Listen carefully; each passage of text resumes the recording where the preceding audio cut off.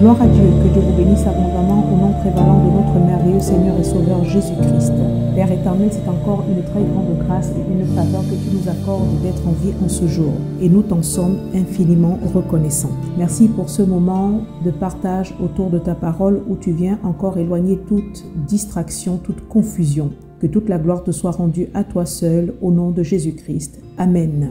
Bien-aimés, nous prenons la parole de Dieu aujourd'hui dans 2 Samuel chapitre 9. Nous allons lire des versets 1 jusqu'au verset 9 et juste le verset 13. Je suis dans l'édition de Louis II. David dit, « Reste-t-il encore quelqu'un de la maison de Saül pour que je lui fasse du bien à cause de Jonathan ?» Il y avait un serviteur de la maison de Saül nommé Tsiba, que l'on fit venir auprès de David. Le roi lui dit, « Es-tu Tsiba » Et il répondit, « Ton serviteur. » Le roi dit, « N'y a-t-il plus personne de la maison de Saül pour que j'eusse envers lui de la bonté de Dieu ?» Et Tsiba répondit au roi, « Il y a encore un fils de Jonathan, perclus des pieds. » Le roi lui dit, « Où est-il » Et Tsiba répondit au roi, « Il est dans la maison de Makir, fils d'Amiel à Lodébar. » Le roi David l'envoya chercher dans la maison de Makir, fils d'Amiel à Lodébar. Et Méphibosheth, fils de Jonathan, fils de Saül, vint auprès de David, tomba sur sa face et se prosterna. David dit, « Méphibosheth. » Et il répondit, « Voici ton serviteur. » David lui dit, « Ne crains point, car je veux te faire du bien à cause de Jonathan ton père. Je te rendrai toutes les terres de Saül ton père, et tu mangeras toujours à ma table. » Il se prosterna et dit, « Qu'est ton serviteur pour que tu regardes un chien mort tel que moi ?» Le roi appela Tsiba, serviteur de Saül, et lui dit, « Je donne au fils de ton maître tout ce qui appartient à Saül et à toute sa maison. » Méphibosheth habitait à Jérusalem, car il mangeait toujours à la table du roi. Il était boiteux des 2 pieds. Que toute la gloire et l'honneur soient rendus à Dieu seul au nom de Jésus-Christ. Amen. Bien-aimés, soyons une fois de plus tous abondamment bénis en Christ. Alors, durant quelques petites minutes à venir, m'inspirant de ce passage où les parallèles avec le salut et la grâce que nous avons aujourd'hui en Christ sont évidents, j'aimerais juste nous entretenir brièvement au sujet de la faveur, la grâce, le don de Dieu pour nous. Déjà, de manière générale, le mot grâce fait référence à une faveur accordée librement à quelqu'un. Mais dans le jargon spirituel, c'est encore un peu plus profond. La grâce de Dieu, c'est quelque chose qui fait référence au don gratuit, à l'amour, au pardon, à la miséricorde accordée par Dieu à une personne qui en réalité ne mérite que la mort. Bien-aimés en Christ, nous avons la grâce de Dieu, grâce au sacrifice de Jésus-Christ. Personne d'entre nous ne mérite rien, mais tout ce que nous obtenons de Dieu, nous l'obtenons par sa bonté, son amour, sa compassion, sa grande miséricorde, par sa grâce. Voilà pourquoi nous devons vivre dans l'humilité. Car tout comme Méphibosheth, qui signifie dissipant la honte ou encore de la bouche de la honte, nous aussi jadis en Christ, nous étions sans force, incapables de venir à Dieu et notre condition était sans espoir car nous appartenions à l'humanité déchue. Mais aujourd'hui, de par le sacrifice de Christ, Dieu nous a fait grâce et nous sommes l'objet de sa faveur divine, appartenant à sa famille. Nous sommes cohéritiers de Christ. Retournons au texte d'introduction. David, se rappelant de son alliance avec son ami Jonathan, fils du roi Saül, alliance que nous trouvons écrite dans 1 Samuel chapitre 20 à partir du verset 14 au verset 17, je vais lire pour nous. « Si je dois encore vivre, veuille user envers moi de la bonté de l'Éternel, et si je meurs, ne retire jamais ta bonté envers ma maison, pas même lorsque l'Éternel retranchera chacun des enfants de David de dessus la face de la terre. Car Jonathan a fait alliance avec la maison de David. Que l'Éternel tire vengeance des ennemis de David. » Jonathan protesta encore auprès de David de son affection pour lui, car il l'aimait comme son âme. Alors, les versets que nous venons de lire montrent l'alliance existante entre 2 amis et donc, une fois accédé au trône, David s'en souvient. Dans les versets à peine lus, nous voyons que David tenait à respecter ses engagements, ce qui met comme ça en exergue la bonté, la noblesse, la bienveillance du cœur de ce roi. Et c'est à 2 reprises, donc avec insistance, que David va chercher la descendance de son ami Jonathan afin de faire du bien. Nous l'avons lu au verset 1 où il a dit « Reste-t-il encore quelqu'un de la maison de Saül pour que je lui fasse du bien à cause de Jonathan ?» Et nous revoyons encore au verset 3 où il dit « N'y a-t-il plus personne de la maison de Saül pour que j'eusse envers lui de la bonté de Dieu ?» Bien-aimé, la grâce de Dieu est merveilleuse. Et partant de cet acte de recherche de David, j'aimerais dire ceci. La grâce de Dieu a pour caractéristique de chercher l'homme. Dieu, dans son amour, sa compassion, sa miséricorde, cherche l'homme afin de lui faire grâce, afin de lui faire du bien. Dieu n'a pas attendu qu'en tant que pécheurs, nous venions premièrement à lui. Mais c'est lui qui est venu à nous pour nous sauver et pour nous faire grâce au travers de Christ. Je vais lire Luc chapitre 19 verset 10 qui dit « En effet, le Fils de l'homme est venu chercher et sauver ce qui était perdu. » Avant la rencontre avec notre merveilleux Seigneur et Sauveur Jésus-Christ, nous étions perdus sans espoir, condamnés à la mort et regardant justement à cette condition déplorable, Dieu nous a aimés en premier. Il est écrit dans 1 Jean chapitre 4 verset 19 que nous aimons parce que Dieu lui-même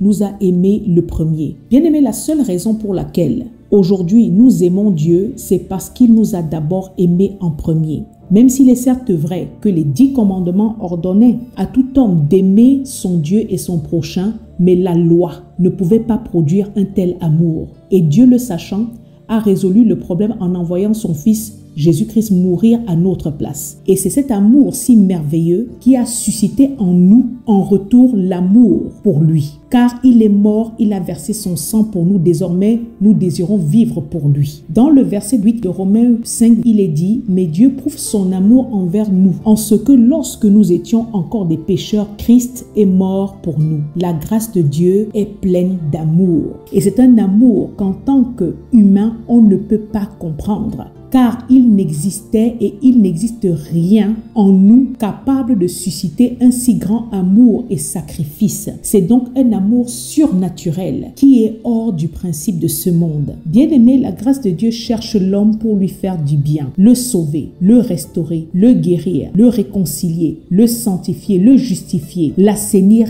et bien d'autres encore. Dieu, au travers de sa grâce, je le redis, nous cherche afin de nous faire du bien. Étant en Christ, c'est avec beaucoup d'humilité et le cœur rempli de reconnaissance que quotidiennement, chacun d'entre nous, regardant au propre passé, devrait se souvenir d'où est-ce qu'il était, ce dans quoi il était avant que Dieu ne le trouve. Et réalisant cela, tous les jours doit être un jour pour glorifier, bénir le Seigneur pour ses hauts bienfaits dans nos vies. Le psalmiste disait dans le psaume 103 verset 2 « Mon âme bénit l'Éternel et n'oublie aucun de ses bienfaits ». David, dans sa royauté, est allé à la rencontre de Méphibosheth qui habitait dans la ville de Lodébar. Pour notre gouverne, bien-aimé, Lodébar était une localité située sur la rive est du Jourdain qui a une signification. Lodébar signifie sans pâturage. En d'autres termes, c'était une terre stérile, sèche, pauvre, triste, où il ne faisait sûrement pas bon vivre. Et Méphibosheth habitait dans la maison de Makir. Makir qui signifie vendu. Bien-aimé, sachons le bien. Dans ce monde rempli de ténèbres, il n'y a rien de bon. Les ténèbres ne produisent que mort, désolation,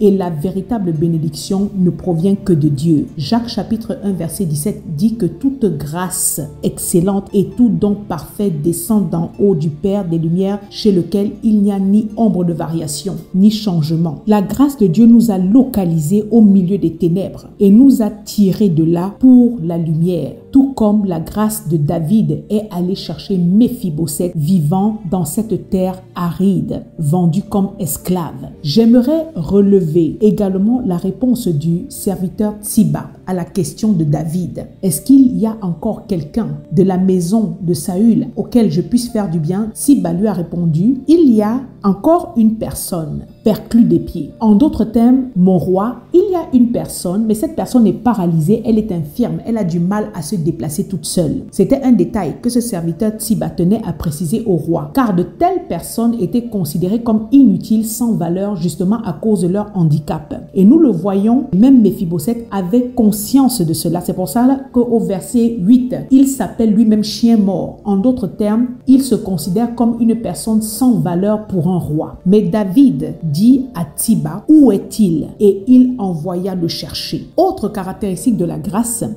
ne rejette personne. Cet homme Méphibosheth avait été oublié dans une ville stérile, désertique, sans pâturage à Lo-débar, considéré de tous comme quelqu'un dont on ne pouvait rien tirer de bon justement à cause de sa condition physique. Quelqu'un qui normalement ne devait même pas avoir accès au palais royal devant le roi. Mais les valeurs de David étaient loin au-dessus de toutes ces normes de la société d'antan, comme les valeurs de Dieu sont loin au-dessus des nôtres. Bien-aimé, la grâce ne regarde pas à nos conditions de misère pour nous bénir, bien au contraire. Romains chapitre 5 verset 20 dit que là où le péché a abondé, la grâce a surabondé. Je répète Ésaïe 55 verset 8 qui dit que les pensées de Dieu ne sont pas les nôtres, ainsi que les voies de Dieu ne sont pas les nôtres. Le serviteur Tsiba pouvait dire ce qu'il voulait, mais le cœur du roi David était animé de sentiments nobles envers Méphibosheth. Et qu'importe sa condition, il savait une chose, c'est qu'il voulait trouver Méphibosheth pour lui faire grâce, pour lui faire du bien. Bien aimé, la grâce de Dieu, son amour, sa bonté est venue nous chercher dans la boue, est venue nous tirer de la saleté du péché dans laquelle nous étions alors que nous étions sans honneur, sans valeur, destinés à la mort, comme l'Éphésiens 2 verset 1 dit que nous étions morts par nos offenses et par nos péchés. Dieu est venu nous chercher dans nos Lo-débar, dans ces lieux secs, improductifs, ténébreux, dans la sorcellerie, les blocages familiaux et autres. Il nous a trouvés, il nous a attirés à lui et a fait de nous aujourd'hui des personnes libres en Christ, des princes, son sacerdoce royal, sa race élue, sa nation sainte. Je rappelle que le Seigneur Jésus-Christ avait trouvé une femme samaritaine auprès d'un puits à une heure terriblement chaude de la journée. Une femme qui était détruite de l'intérieur à cause du mauvais style de vie qu'elle menait jadis. Je rappelle également que le Christ a sauvé Zachée, qui était rejeté dans sa société, qui était même monté sur un sycomore en Luc 19 en entrant chez lui. Je rappelle également que le Christ a invité à le suivre Lévi en Marc chapitre 2 verset 14 qui était assis au bureau des péages. Le Christ a même redonné vie à l'enfant de la veuve de Naïn qui était couché dans un cercueil en Luc chapitre 7. Et que dire de ceux qu'il est allé délivrer jusque dans les cimetières. Bien aimé, je cite ces quelques références pour dire à une personne qu'il n'existe aucun lieu où la grâce de Dieu ne puisse venir nous chercher. À toi qui m'écoutes en ce moment, je suis loin de savoir dans quelles conditions tu te trouves actuellement, ce que tu traverses comme épreuve, mais je puis te dire avec assurance que Dieu te cherche. Il ne désire pas, malgré tout ce que tu vis, malgré tout ce que tu pratiques comme péché, Dieu ne veut pas ta mort, mais ta repentance, que tu changes de conduite, que tu viennes à lui et que tu vives. Dieu te cherche au travers de sa parole qui t'est prêchée. Le psaume 107, versets 19 à 20 dit: dans leur détresse, ils crièrent à l'Éternel et il les délivra de leur angoisse. Il envoya sa parole et les guérit, il les fit échapper de la fosse. Bien-aimé, Dieu envoie sa parole afin de nous guérir, de nous faire échapper de la fosse. Il n'existe, je le redis, aucun lieu trop difficile d'accès à Dieu. Il n'existe aucune condition déplorable de laquelle Dieu ne puisse nous tirer. Il n'existe aucun péché, aucune saleté que le sang de Christ, le sacrifice de Christ à la croix ne puisse purifier. Nous obtenons tout par grâce. C'est la grâce de Dieu qui nous soutient, qui nous transporte. Et nous le voyons très bien avec l'exemple de cet homme paralysé qui ne pouvait guère se déplacer de lui-même, mais que David envoya chercher jusqu'à son palais, jusqu'à son trône. Bien-aimés, en cette année 2025, retournons à réaliser que l'essence de Dieu, ce Dieu que nous aimons, que nous servons, c'est l'amour. Retournons à méditer sur ce concept de grâce divine. C'est la grâce qui nous couvre, qui nous aide à marcher, qui nous aide à aller tous les jours de l'avant. Elle nous redonne valeur, espoir. Elle nous rend plus que vainqueurs en toutes choses. Elle nous restitue même tout ce que le péché avait dérobé dans nos vies, car le péché n'apporte que tristesse, désolation, angoisse. En guise de conclusion à l'édition d'aujourd'hui, j'aimerais dire ceci. De même, la rencontre entre David et Méphibosheth produit un changement dans la vie de ce dernier. De même, notre rencontre avec Dieu a produit ce changement total. Nous sommes passés de la mort à la vie, des personnes rejetées aux personnes bien-aimées, des personnes désespérées aux personnes remplies d'espoir de vie, des personnes sèches, arides aux personnes remplies d'abondance. Je rappelle que Méphibosheth était quand même descendant, petit-fils du roi Saül et fils du prince Jonathan. Mais à cause des événements de la vie, à cause de sa condition, il se retrouvait à vivre comme défavorisé alors qu'il était fils légitime. Et sa rencontre avec le roi David lui a restitué cet honneur, ce privilège. Bien aimé, je le redis, c'est le péché qui gâche tout dans nos vies. C'est le péché qui n'apporte que destruction. C'est lui qui nous tue, qui nous arrache toutes choses. Et seule la grâce de Dieu est capable de venir restituer dignité, noblesse et abondance. Dans nos rencontres avec Dieu, Dieu fait toutes choses nouvelles. Il efface nos péchés. Il ne s'en souvient plus. Le passé n'existe plus. Et dans la condition dans laquelle nous sommes en tant qu'enfants de Dieu, Dieu nous a fait asseoir dans les lieux célestes en Christ et nous a restitué spirituellement tout ce que nous avions perdu. Méphibosheth reçut toutes choses de la part de David par grâce. Tout ce que David fit pour cet homme était également le fruit de l'amour que David avait éprouvé envers Jonathan, le père de Méphibosheth. Tout comme nous également recevons de Dieu toutes choses par grâce aussi. Ce que nous recevons de Dieu est également le fruit de l'amour de Dieu envers son Fils Jésus-Christ qui, pour nous, a tout accompli. Le Christ a payé le prix complet, le prix fort à la croix, afin que nous puissions être aujourd'hui bénéficiaires pleinement de cette grâce. Méphibosheth n'avait pour mérite que d'être le fils de Jonathan,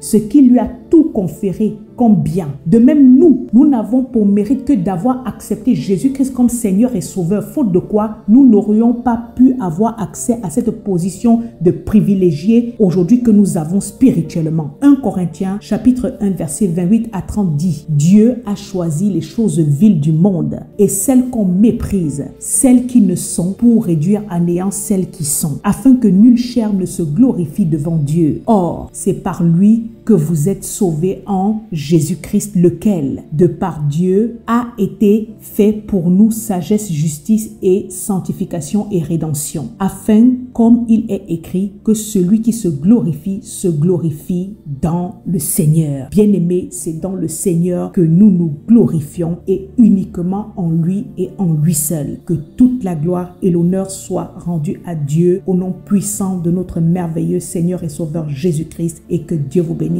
abondamment. Amen.